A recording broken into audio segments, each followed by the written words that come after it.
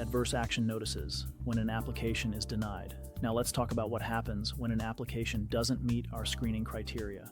Many housing providers think the screening process ends when they decide to deny an application. In reality, that's where another important legal requirement begins. Under Oregon law, if a landlord denies an application or approves it with additional conditions, such as requiring a cosigner, a higher security deposit, or other restrictions, they must provide the applicant with a written adverse action notice. And here's an important deadline to remember. That notice must be provided within 14 days of making the decision. Think of the adverse action notice as the landlord's explanation of the decision. It helps ensure transparency and gives applicants an opportunity to understand why they were denied. First, the notice must clearly explain the reason for the denial or conditional approval. For example, if an applicant did not meet the income requirements, rental history, or screening criteria. Now let's discuss situations where a credit report or tenant screening report was used. Additional disclosures are required. The notice must include the name of the screening company, their contact info, a statement they didn't make the decision,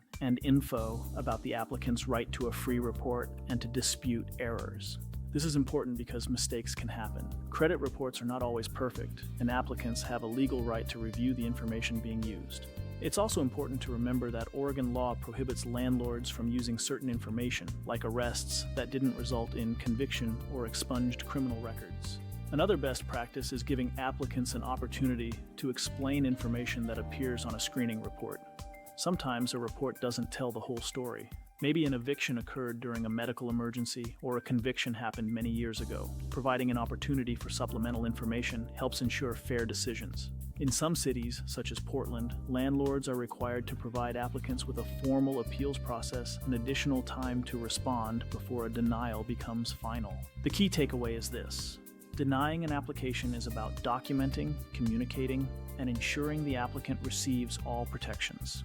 A well-written notice protects both you and the applicant.